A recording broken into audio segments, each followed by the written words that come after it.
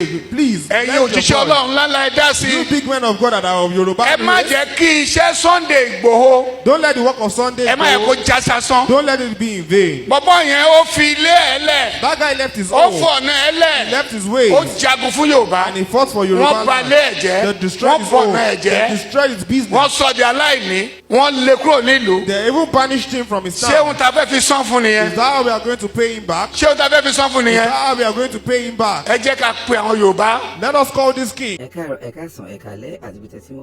is CrossblogxTV. Don't forget to subscribe, like and share. Bàbá wòlíì ti jáde o lórí ọ̀rọ̀ Alaafin àti Ooni of Ife.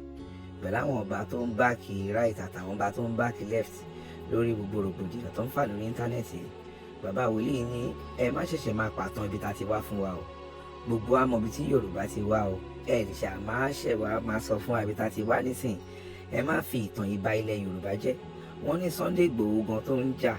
Wọ́n ní kò ń ṣara ẹnìkan ló ń jà fún o, gbogbo ìlú ló ń jà fún o. Nídìí ìjà gbogbo nǹkan ló ti sọnù, ó ti sọ family member nù, ó ti sọ properties nù. Wọ́n ní ṣe ń tó yẹ ká fi san lélẹ̀.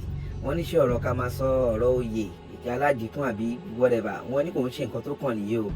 Wọ́n ní President Tinubu ẹjọ́ ẹ bá wa dá sí ìjà tó ń lọ lọ́wọ́ yìí kán má fi da ilẹ̀ Yorùbá rú o. Wọ́n ní ìṣọ̀kan làwọn béèrè o. Ẹja àgbọ̀lẹ́nu wòlíì. Please don't forget to subscribe, like and share. Mo kí gbogbo àwa ọmọ Yorùbá pátápátá. I greet all Yoruba people Nítorí pé because ọmọ Yorùbá lèmi. I am also a Yoruba indigene. Ní ìlú tá ti bí mi lọ́mọ. And in my town where I was born, Kí tó gba iṣẹ́ Ọlọ́run, before I took up the work of mo God, ti joyè. I was a chief. Mo ti wọ ìjàmà.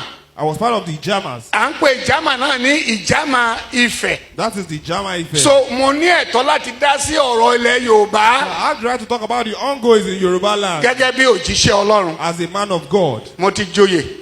I was a chief Kí Kristi tó pè mí. before Christ called me. Kí tó di pé mò ń dá ṣọ́ọ̀ṣì lẹ̀ Before I káàkiri. started founding church So mo mọ around. nǹkan tá à ń pè ní oyè. So I know what they call chieftaincy.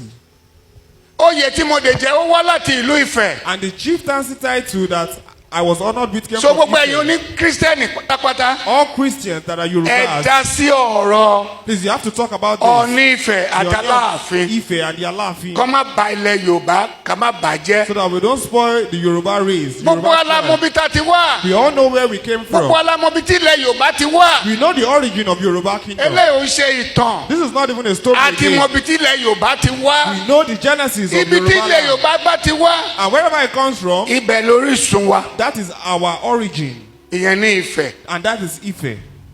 Tí ìjà bá ń lọ tá fi ń ba ilẹ̀ Yorùbá And jẹ́. if people are fighting because of Yoruba Gbogbo land, àwọn ọba tó ń bẹ̀rẹ̀ sí ń bára wọn jà. now kings are even fighting with Kì í themselves. ṣe Ọọ̀ni àti Aláàfin kan ló ń jà. It is not even the Ooni and Àwọn Alaafin. ọba mi support Aláàfin. Some kings are supporting Àwọn ọba Alaafin. mi support Ooni of Ife. Some kings are supporting Ooni of Eléyà Ife. pàtàn tiẹ̀ lọ báyìí. Some will tell their story. Eléyà pàtàn tiẹ̀ lọ Some will tell báyìí. a different version of their story.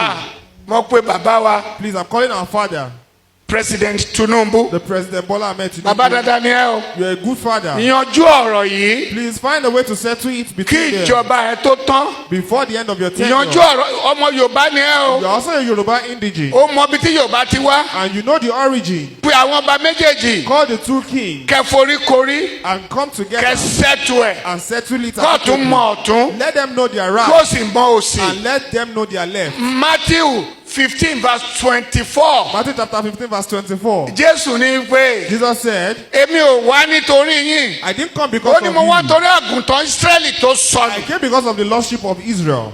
Bẹ́ẹ̀ ni gbogbo onígbàgbọ́ All tó Christians. bá sọ pé ò dá sọ̀rọ̀ If you Yorùbá. say you don't want to talk about Yoruba, Ẹ ṣe mistake and o. you're a Yoruba, you're Ẹ making dá a sí. mistake. Please, Ẹ̀yin let your òjíṣẹ́ voice. Ọlọ́run ńláńlá ẹ dá sí. You big men of God that are of Yoruba Ẹ má race, jẹ́ kí iṣẹ́ Sunday Igboho. don't let the work of Sunday Ẹ má yẹ go. kó já sásán. Don't let it be in vain. Bọ̀bọ́ yẹn ó fi ilé ẹ̀ lẹ̀. That guy left his Ó home. fọ̀nà ẹ̀ He lẹ̀. left his way. Ó jagun fún Yorùbá. And he fought for Wọ́n Yorubaland. balẹ̀ ẹ̀ jẹ́. They destroyed Wọ́n his home. fọ̀nà ẹ̀ They jẹ́. destroyed his business. Wọ́n sọ di aláìní.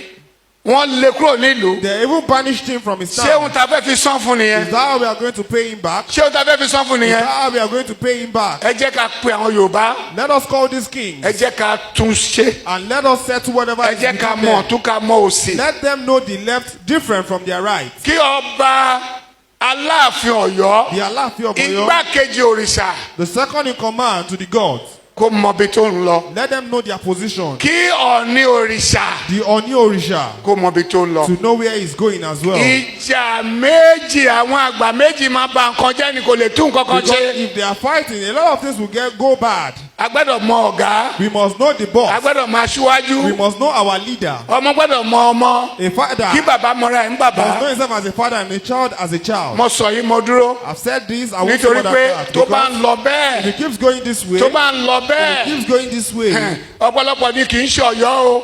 many are not from Oyo Ondo State. State. Are from Ondo State. Wọ́n ń ṣe Ọ̀yọ́. And they are not Oyo. Ọ̀ṣun State. Ọ̀ṣun State. Ogun State. Ogun State. Gbogbo ẹ̀ bẹ́ẹ̀ bẹ́ẹ̀ ọ̀pọ̀lọpọ̀ ni ò kì í ṣe Ọ̀yọ́ o. Many are not from Oyo. Ṣé àṣetúfẹ́ wa máa ja ìjà yẹn lọ́tọ̀ ni? Are we going to start separating different Ẹ jẹ́ fights? káwọn àgbà kan dìde. Please let the elders stand up. Bàbá wa Ọbásanjọ́ kó dìde. Obasanjo as well should stand. Bàbá Tinubu kó dìde. Tinubu, our father, as well should stand. Ẹ̀yin àgbààgbà tẹ́ ti wà ẹ́ dìde. All the elders, the leaders in the Yoruba kingdom, let Kó them tó stand. di ìjà ọmọdé méjì. Before it becomes the fight of two youngins, Ẹ dìde o. please quickly rise. Olúwa fún yín ṣe. Ogun tó lóhùn ní gbọ́ tó lóhùn ní gbà lórí ayé yín, iná agbára Ọlọ́run máa jó dànù. Kí lè nǹkan tẹ̀ ń là kọjá tó dàbí pé ẹ ti wá ọ̀nà àbáyọ ṣùgbọ́n tí ẹ ti rí ọ̀nà àbáyọ. Ẹ ti pàdé wòlíì yín ló fà, ṣùgbọ́n arán mi sí ọ lónìí dádì, arán mi sí ọ lónìí mọ́mì. Olúwa lòun fẹ́ ṣe nǹkan ńlá nínú ayé yín. Olúwa sọ wípé gbogbo tẹ̀ ń là kọjá yẹn òun fẹ́ fi òpin sí. Kí nìkan tẹ̀ ń là kọjá lórí ìgbéyàwó ni, lórí ọmọ ni, lórí iṣẹ́ ni, níbi gbogbo ni. Bóyá ogun kan ló dàbí pé ogun yẹn le, ẹ ti gbìyànjú kò tí ì sí ọ̀nà àbáyọ. Ẹ jẹ́ àjọ gbàdúrà, ẹ jẹ́ àjọ wá ojú Olúwa. Kí làṣírí ogun yẹn gangan? Ẹ jẹ́ àjọ wádìí lọ́wọ́ Ọlọ́run ká dẹ̀ mọ ọ̀nà àbáyọ. Ẹ̀rọ ìbánisọ̀rọ̀ tẹ́ fi pè mí fún àdúrà àti ọ̀nà àbáyọ. Òun náà ni +234 7025 47 5427 +234 70